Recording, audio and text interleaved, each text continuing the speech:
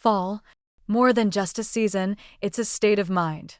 A time when the world around bursts into its final, farewell beauty, the gold of the leaves, the crimson of the branches, the piercing blue sky after a rain. But at the same time, it's a time of calm, of stillness, of preparing for a long winter's sleep. Sometimes, it seems human hearts also become more sensitive during this period, open to the world, prone to reflection. And at other times, conversely, they retreat even deeper behind a shell of disappointments, losses, and disillusionment accumulated during earlier, painful periods of life. Mark knew this feeling firsthand. For the past few years, he had lived exactly like that, behind that protective shell. His world had shattered into fragments, unexpectedly and painfully, like a glass sphere falling from a height. Years ago, the word betrayal became synonymous with his past life, a word that still made his soul shudder.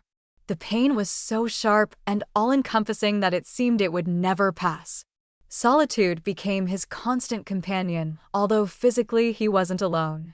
He was alone inside, in his devastated world. Since then, he had lived by inertia. Waking up in the morning, performing the necessary actions, coffee, work, errands. Letting the days simply pass without emotionally attaching himself to them. Not planning the future, not looking back at the past more than was inevitably painful.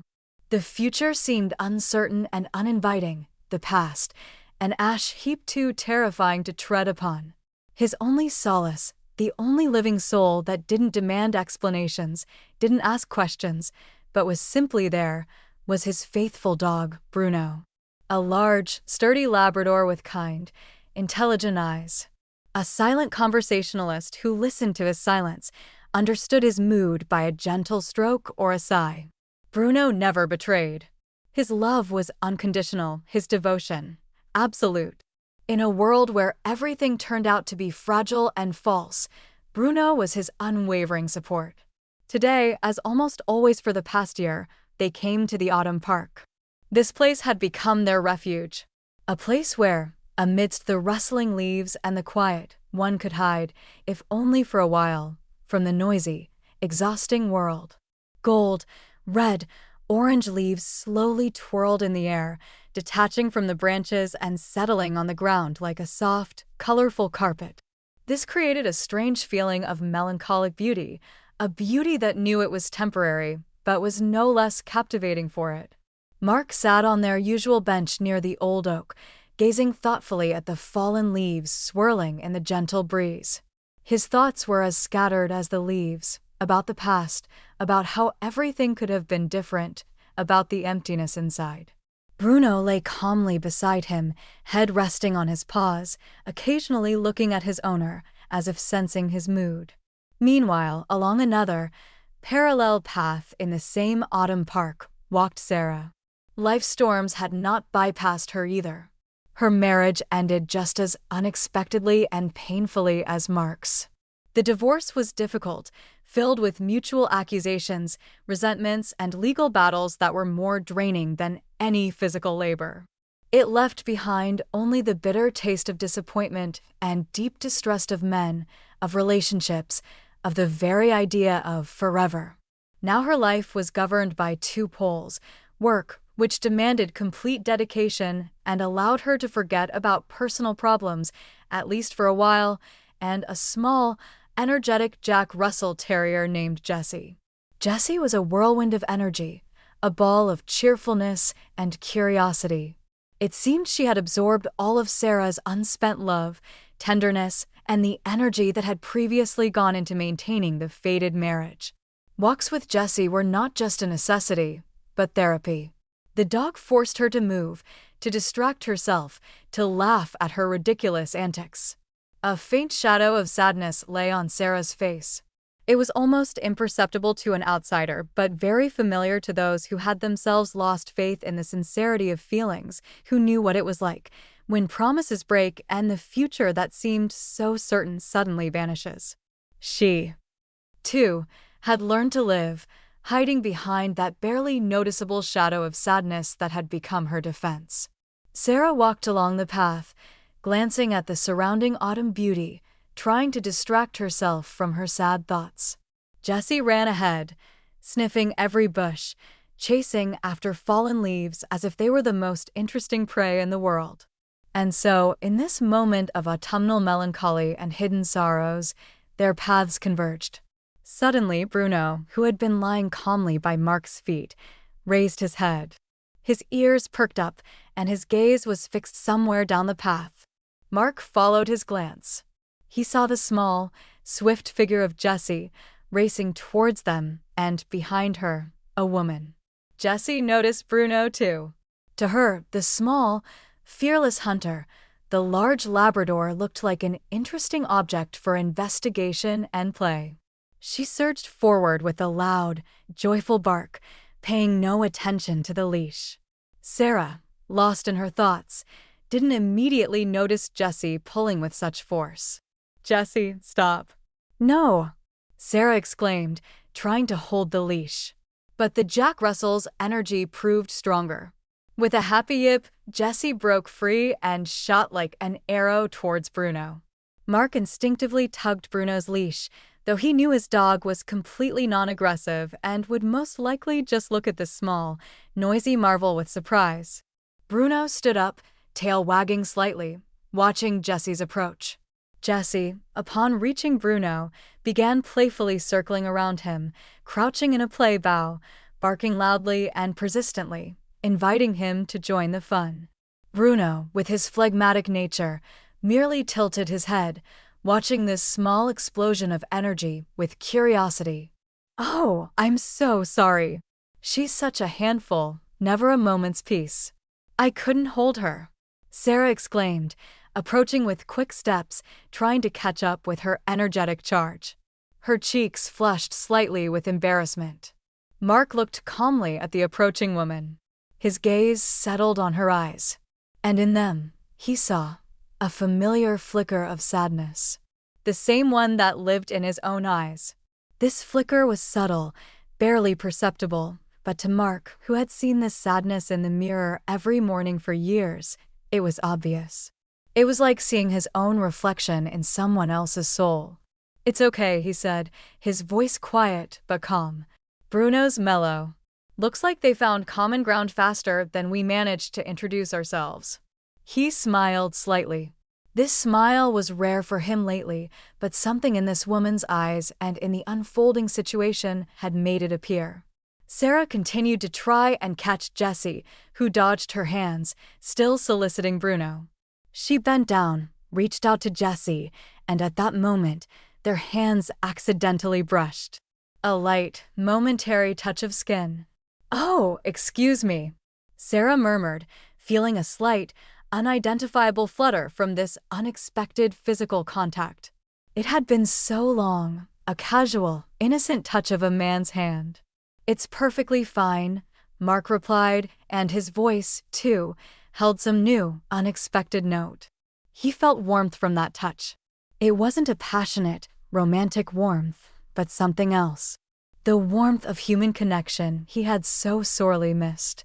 The warmth of understanding. Jessie, finally tiring of her game and apparently realizing the big Labrador wasn't going to chase her, sat down by Sarah's feet, tongue lolling out contentedly, tail wagging like a victor. Bruno walked over to her, gently licked her ear, as if accepting her invitation to friendship. "See, they made friends," Sarah said, smiling more genuinely now. Her embarrassment had passed, leaving only a slight flutter. "My name is Sarah." She extended her hand. "Mark," he replied, shaking her hand. His palm was warm and firm. "Pleasure to meet you." He felt genuinely glad about this accidental meeting. It was something new. Something that broke the gray routine of the past few years. They sat down next to each other on the bench by the oak. Jessie, having calmed down, lay by Sarah's feet, occasionally glancing at Bruno. Bruno lay down again, but now his gaze was more attentive. Both dogs seemed to sense the change in their owner's mood. A quiet, unhurried conversation began between Mark and Sarah. As often happens between strangers caught in an unexpected situation, They started with small talk about the dogs, their breeds, personalities, funny habits. About the autumn weather, its variability, its fleeting beauty. I rarely come here, Sarah shared. Usually, I walk Jessie closer to home. Today, I decided to change my route. It sounded like a confession, as if this random choice had led her here for a reason. I'm here almost every day, Mark replied. Bruno loves this park. And I feel more at peace here than anywhere else. The word peace was said with a slight bitterness that Sarah immediately picked up on.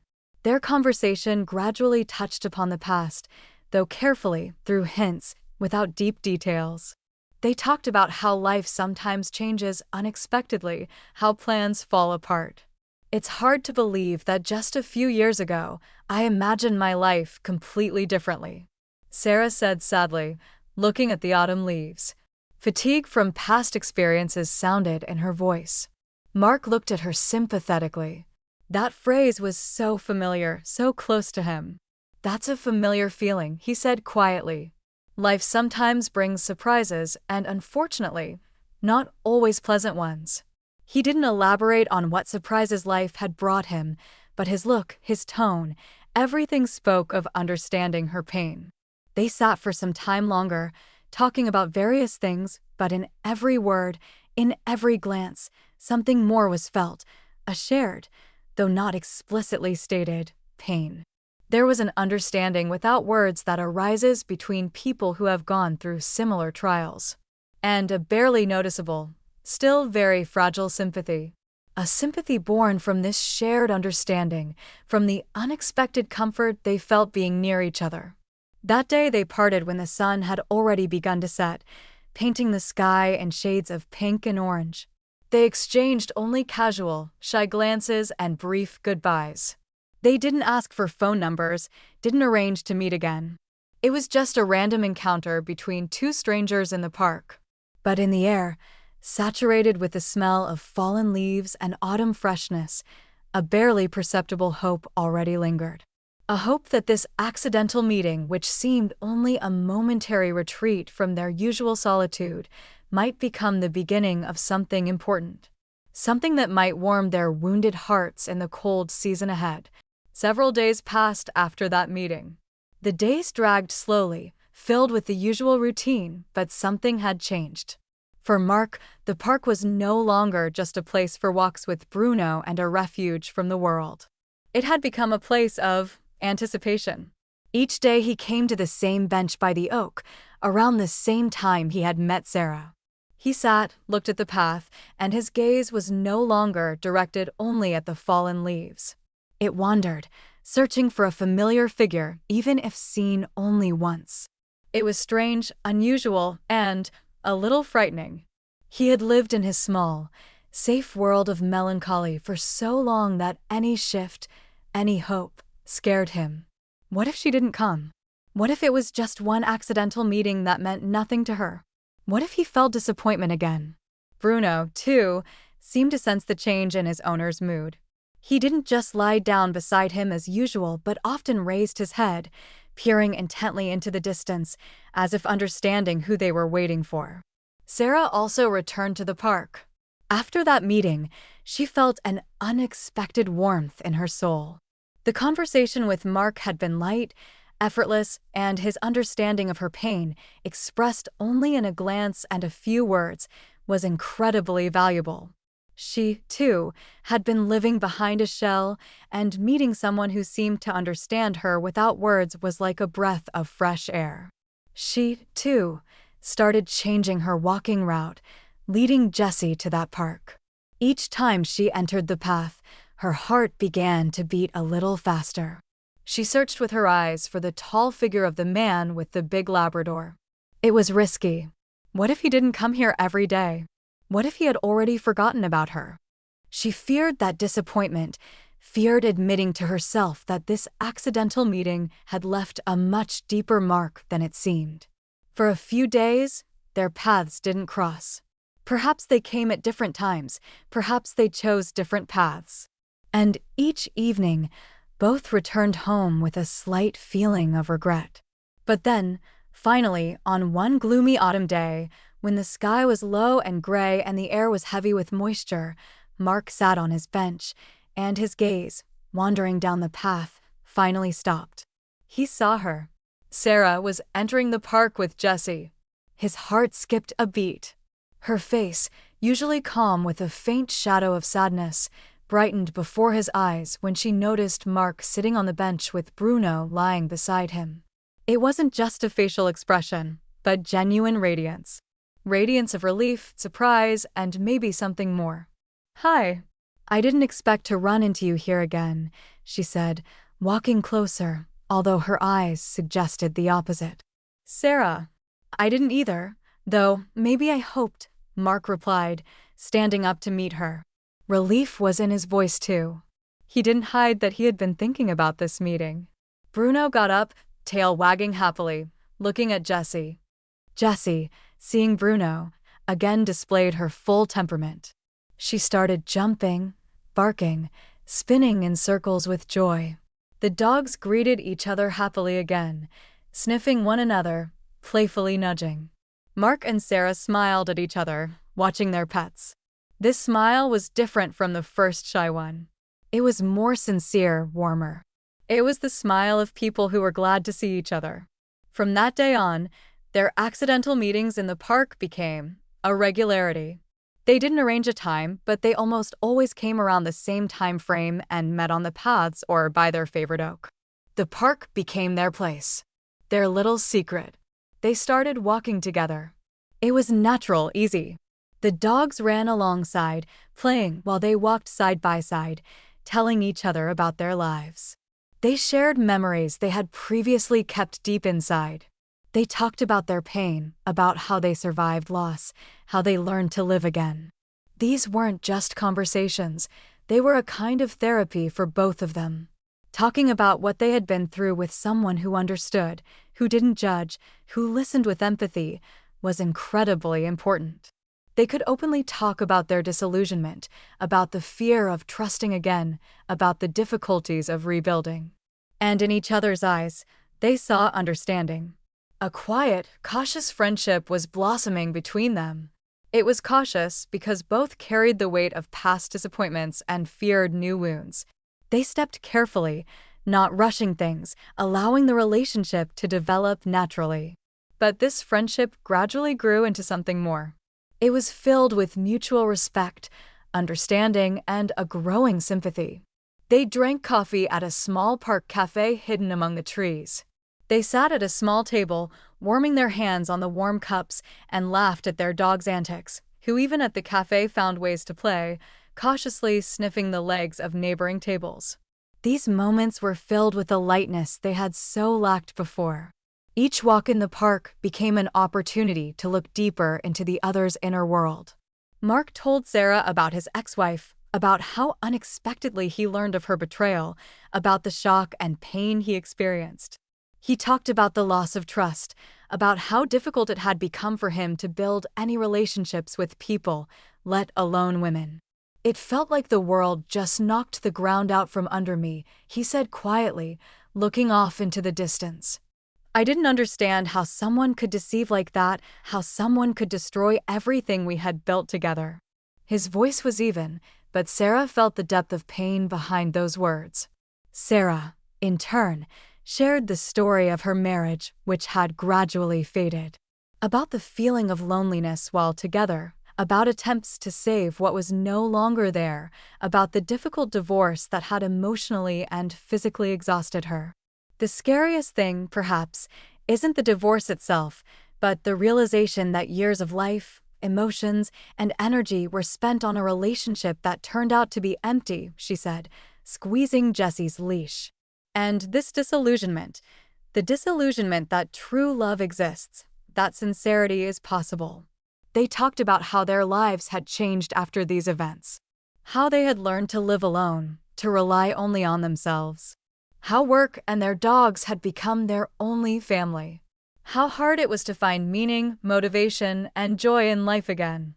Mark described how difficult it was for him even just to interact with new people, how he avoided parties, meetings, any situations where he would have to open up.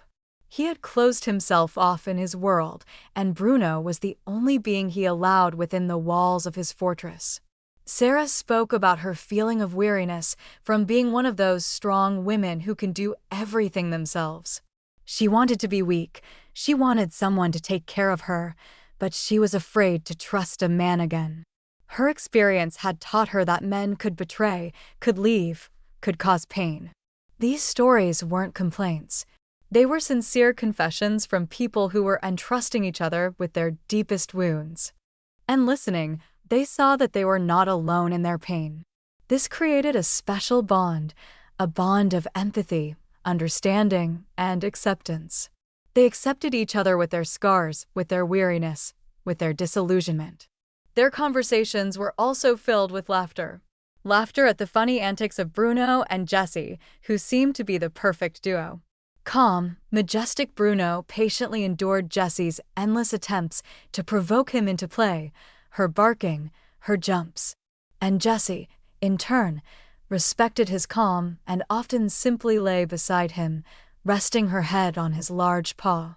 Their relationship was a kind of mirror of how the relationship between Mark and Sarah was developing, from cautious sniffing to quiet, comfortable coexistence. They shared their small joys, a new book, an interesting movie, a delicious coffee. They talked about their dreams, which seemed so distant and unattainable, but saying them aloud, next to someone who listened, these dreams no longer seemed so illusory. One day, when they were sitting at the cafe, Mark looked at Sarah and said, "You know, Sarah, I never thought I'd be able to talk to a woman this easily and frankly again." There was sincerity and some new warmth in his eyes. "After everything that happened, I closed myself off, like in a fortress. I thought I would never be able to trust anyone again. But you're like you woke me up. Like you broke through those walls." Sarah felt her heart warm at these words. She felt something similar. "Me too, Mark," she replied quietly, looking into his eyes. "I also thought men would no longer be in my life.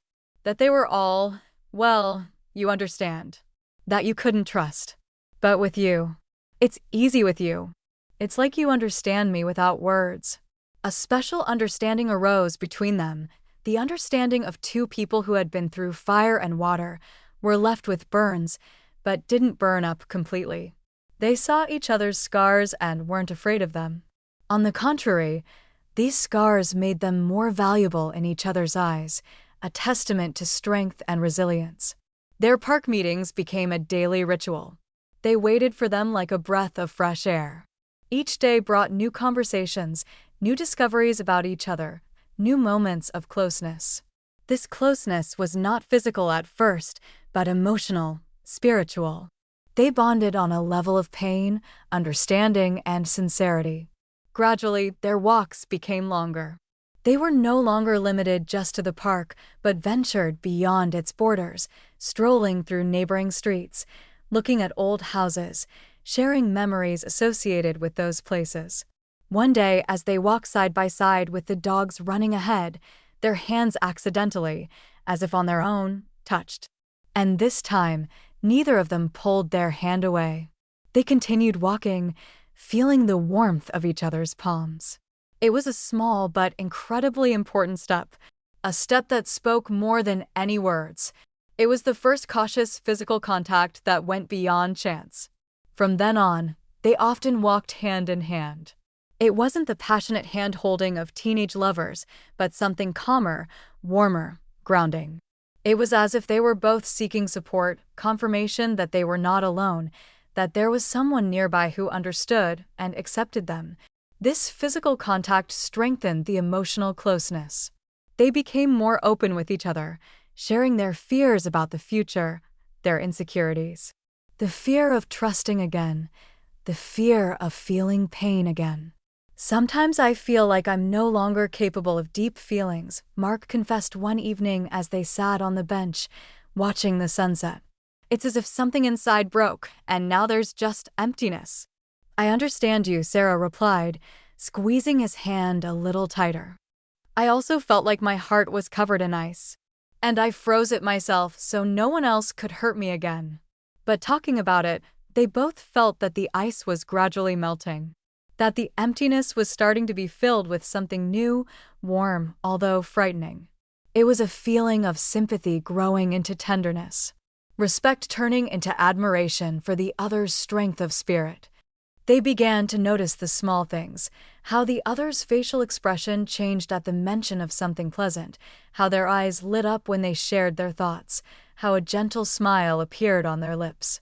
These small things were important. They indicated that the person nearby wasn't indifferent, that they were alive, that their heart beat in response. Their conversations became increasingly intimate. They could talk about their dreams, their regrets, their hopes. Mark learned about Sarah's dreams of travel, her desire to change professions, her love for the sea. Sarah heard about his old hobbies, his dreams of a quiet house somewhere outside the city, his philosophical view of life that had formed after what he had been through. In this closeness, there was no rush, no pressure. They moved forward in small steps, as if afraid to frighten the fragile miracle that was being born between them amidst the autumn melancholy. They were both vulnerable, both afraid of feeling pain again, and it was this shared understanding that made their relationship so special. They didn't demand anything from each other, only presence, understanding, and sincerity. One cool evening, as they sat on the bench and the autumn leaves had almost completely fallen, leaving the trees bare, Mark turned to Sarah, and his gaze was full of tenderness. "You know, Sarah," he said, his voice quiet. You're very important to me. During this time, you've become a light in my darkness." Sarah felt her cheeks flush. These words were so sincere, so needed. "You too, Mark," she replied, her voice trembling slightly. "You too. I thought I would never be able to feel anything like this again. But being near you, I feel good, calm, and I feel hope." These confessions were cautious, but they built a bridge between their worlds, between their hearts. Between two wounded souls who found each other in the most unexpected place, at the most unexpected time. Fall was slowly coming to an end. Days grew shorter, the air colder. But the warmth that had sparked between Mark and Sarah kept them warm. Their walks continued, becoming an inseparable part of their lives. Holding hands, they walked the paths of the park, which was gradually losing its bright colors, preparing for winter. Each evening, walking Sarah home, Mark felt a quiet tension. They would stop by her building entrance, and that special moment, as if suspended in the air, would arrive. A moment when they had to say goodbye, but didn't want to. A moment when words seemed superfluous and feelings too strong to express. One such evening, when the first stars were already twinkling in the sky and the cold wind rustled through the nearly bare branches of the trees, they stopped by the familiar building entrance. Bruno and Jessie sat nearby, looking from one to the other, as if sensing the special atmosphere too. "Thank you for today, Sarah." "I had a really good time with you," Mark said, his voice quiet but full of sincerity. He looked into her eyes, trying to read in them the answer to his unspoken question. "Me too, Mark." "Very much," Sarah replied. Her voice was also quiet. She looked back at him, and in her eyes was so much warmth, so much tenderness, that it took Mark's breath away. Silence fell between them. A silence filled with unspoken feelings, hopes, fears. A silence that was more eloquent than any words. They stood there, close together, feeling each other's breath, the warmth of the hands that were still clasped. In that moment, Mark understood that he could no longer hide behind his shell, that it was worth the risk. Even if it brought new pain, even if it destroyed the fragile balance they had found. The hope that had been born in his heart next to Sarah was stronger than the fear. "Can I call you tomorrow?" Mark asked, daring to break the silence. His voice was slightly hoarse with emotion. It wasn't just a question about a phone call. It was a question about continuation. About moving to a new level. About trying to build something real. Sarah smiled softly. Her smile was bright, despite the twilight. "I'll be waiting," she replied. There wasn't a hint of hesitation in her voice. It was confirmation that she was also ready to take the risk. That "I'll be waiting" sounded like permission to Mark. Permission to get closer. Permission for more. Mark took a step closer. He carefully released her hand and gently touched her cheek. His fingers felt the cold autumn air on her skin and the warmth emanating from within. He looked at her, into her eyes that glowed in the twilight. He saw reflected in them the reflection of his own feelings, a mixture of tenderness, hope, and still a little fear. Sarah didn't pull away. She closed her eyes, as if preparing for something important, something that had been missing from her life for so long. Mark leaned in. Their lips met in a light, trembling kiss. It wasn't a passionate, explosive kiss. It was the kiss of two souls who had found each other after long loneliness. A kiss filled with cautious tenderness, unspoken hope, and deep understanding. In this kiss was everything: the pain of the past they had shared, the hope for the future they were carefully building, and the joy of this accidental, yet so important meeting. It was the kiss of two wounded hearts that had finally allowed themselves to feel again. Their first kiss was as accidental and unexpected as their first meeting in the park amidst the dogs barking, but there was so much warmth in it, so much unspoken tenderness, so many promises, that it transformed an ordinary autumn evening into something magical. When they pulled away, both were silent. The silence wasn't awkward, but filled with meaning. They looked at each other and something new shone in their eyes. Something that just yesterday had been only a hidden hope and today had become reality. I'll call you tomorrow," Mark repeated, his voice even quieter, but now there was no uncertainty in it, only determination. "Okay," Sarah whispered in response. They said goodbye. This time, the farewell was longer than usual. They didn't want to let go of each other, but understood that each of them needed time to process what had happened. Mark walked home, his heart singing. For the first time in many years, he felt not emptiness, but fullness. He felt a warmth spreading throughout his body from just the memory of that kiss. Bruno walked beside him, and his step also seemed lighter. Even the autumn chill was no longer so biting. Sarah went up to her apartment, feeling slightly dizzy. Her lips trembled subtly. She looked at her reflection in the hallway mirror. And for the first time in a long time, she saw not only a shadow of sadness, but also light. The light of hope. The light of a new feeling. Jessie, sensing her owner's mood, happily jumped around her, wagging her tail. Months passed. Autumn turned into winter. The park was covered in snow, but Mark and Sarah continued to meet.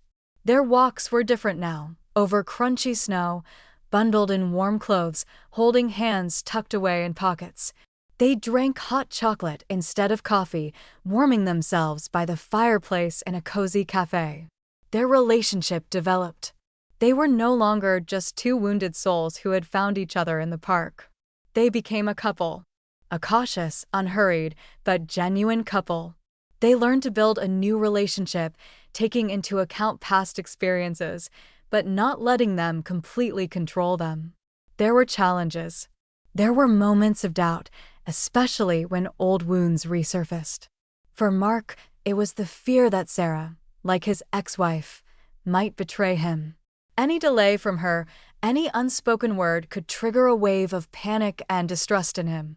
He had to consciously fight these thoughts, reminding himself that Sarah was not his ex-wife, that she was sincere with him. For Sarah, the challenge was the fear of opening her heart again and feeling the pain of disappointment once more. It was difficult for her to completely trust Mark, to let go of her control, her protective wall. She was afraid that he might suddenly disappear from her life, as had happened before. They talked about these fears openly. Openness was the key to overcoming the past. They discussed their feelings, their doubts. Mark explained that his anxiety was not related to her but was an echo of past betrayal.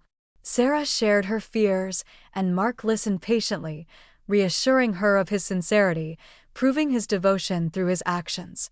They introduced each other to their close friends, if they had any. This was an important step. Bringing a new person into one's social circle after trauma was not easy, but they both understood it was necessary for the relationship to grow. Their friends, seeing how Mark and Sarah had changed, how they blossomed next to each other, were sincerely happy for them. Bruno and Jessie became not just dogs, but full-fledged members of their small, new pack. They got used to each other, played together, sometimes even slept next to each other. Their unconditional love and joy for life were a constant reminder to Mark and Sarah of simple, sincere things. Winter ended, and spring arrived.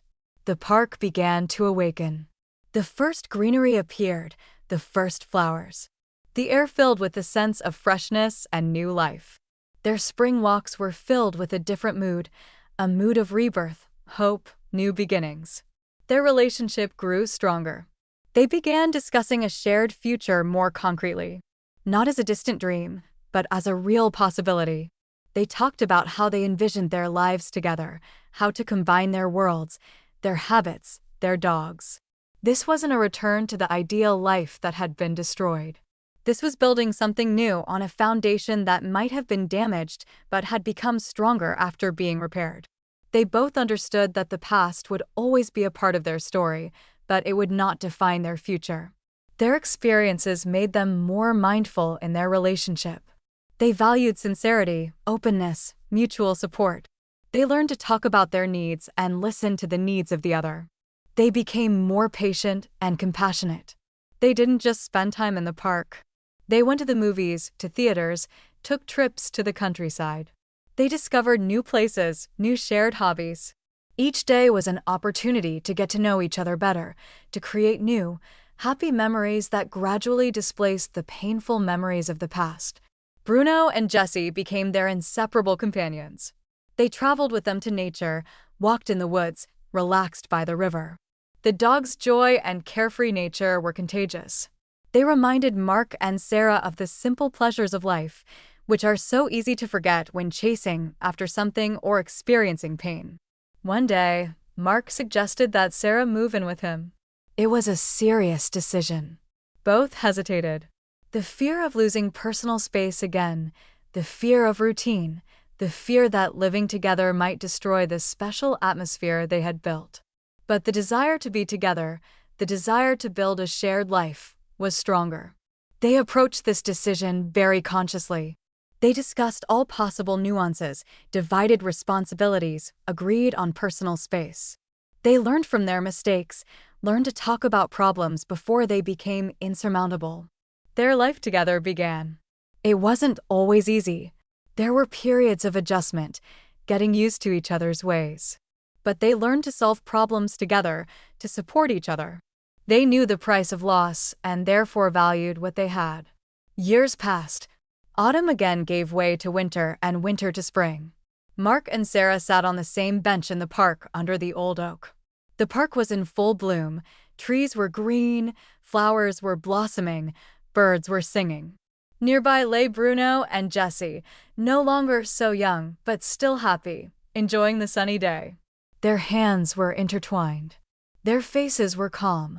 The deep shadow of sadness that had once been there was gone. Only subtle traces of what they had been through remained, wisdom in their eyes, quiet confidence in their movements. Their story is a story about never losing hope. Even when it seems the world is destroyed, that the heart is broken into a million pieces, there is always a chance for rebirth. For something new to be gathered from the fragments, perhaps not like it was before, but stronger, more genuine. Betrayal is a wound that leaves scars. Scars on the soul, on the heart. They don't disappear completely. They remind you of themselves from time to time. But they don't make a person weak. On the contrary, they are a testament to strength. The strength to survive pain, the strength to recover, the strength to move forward. Sometimes the most important meetings happen completely by chance. In an autumn park, amidst the rustling of fallen leaves, thanks to two dogs. Two hearts disillusioned with love found each other and believed again in the possibility of happiness. Mark and Sarah looked at their dogs, at the trees, at the people passing by. They held hands, feeling each other's warmth and support. Their relationship wasn't a perfect fairy tale but real life, with its difficulties and joys. But this was their life, their happiness, built on the foundation of past pain and found hope. They knew the scars would remain on their hearts, on the surface of that mirror where they now saw their shared reflection. But these marks no longer seemed like signs of damage. They were part of their story, proof that they had endured, that they were strong. And that love, true, sincere love, can resurrect even in the most neglected corners of the heart, bringing sunshine after the fiercest storm. Their story was living proof of this. Proof that there is always hope.